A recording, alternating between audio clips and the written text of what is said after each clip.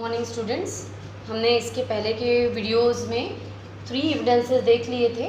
Morphological evidences, anatomical evidences and vestigial organ. ठीक है।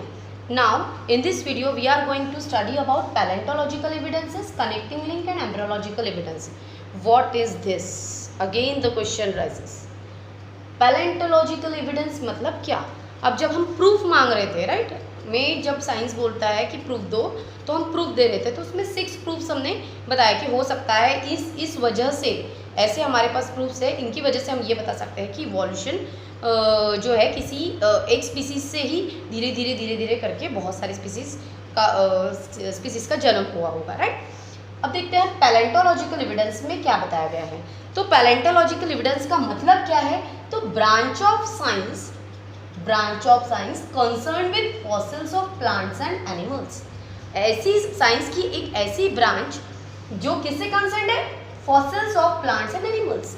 Plants के फॉसिल से या एनिमल्स के फॉसिल से रिलेटेड, कहीं ना कहीं हमको फॉसिल्स की पढ़ाई करनी है, यहाँ पर उससे रिलेटेड पढ़ना है, ये हम ध्यान में रखेंगे, राइट। तो आप अगर वर्ड भी याद रखेंगे फॉसिल्स, तो आपको चटक से याद आ जाएगा कि इसमें क्या है। एक और वर्ड याद रखना है, कार्बन डेटिंग मेथड और पैलेंटोलॉजिकल एविडेंस, इसका कहीं ना कहीं संबंध है। मतलब आपको उस शॉर्ट नोट्स भी अगर आ जाते हैं तो आपको फटाफट याद आ जाएगा कि मुझे क्या लिखना है, राइट। अब देखते हैं पैलेंटोलॉजिकल एविडेंस में सबसे पहले क्या है। तो फॉसिल्स क्या होता है वो देख लेते हैं। तो बहुत सालों के पहले बहुत सारे अलग अलग टाइप के स्पीसीज रहे होंगे, एनिमल्स रहे होंगे।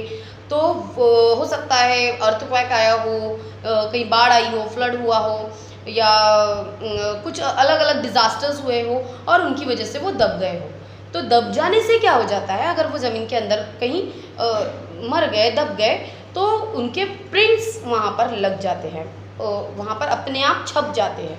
तो इस प्रिंट्स को या फिर उनके कुछ अवशेष ज़मीन के अंदर हमें देखने के लिए मिलते हैं, तो इसे हम कहते हैं फॉसिल्स। इसकी स्टडी करने वाले, इन फॉसिल्स की स्टडी करने वाले, वो फॉसिल्स हमें ज़मीन के किस लेयर में मिले हैं।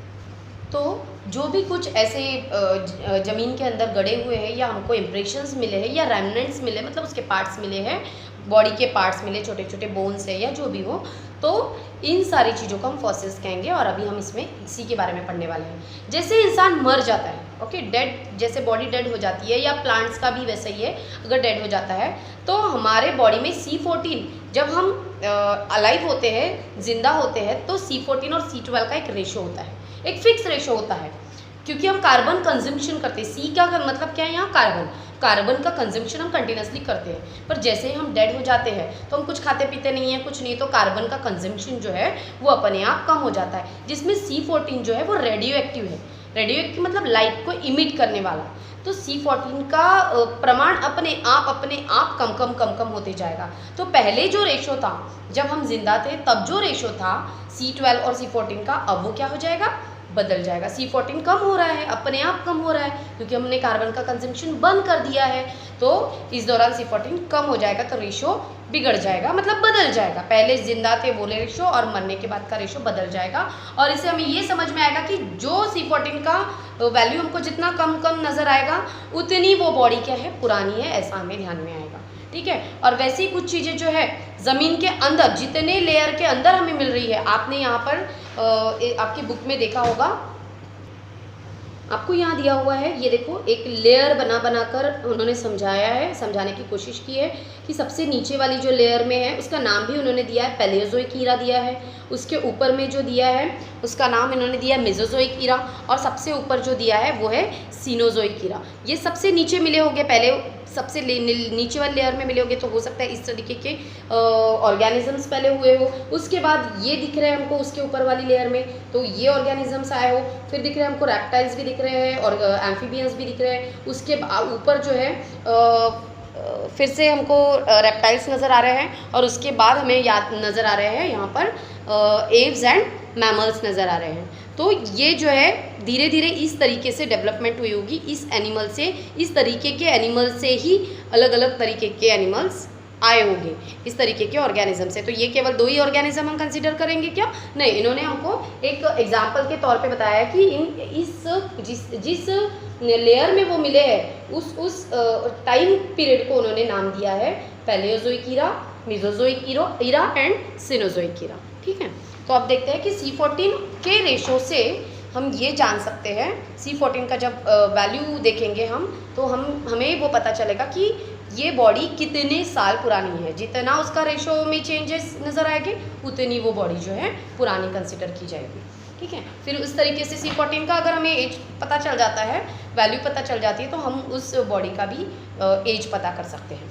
तो यहाँ पर इस मेथड से जब अगर हम किसी बॉडी का एज पता कर रहे हैं तो उसे हम कहेंगे carbon dating method, right. Carbon dating method, ये क्वेश्चन आता है।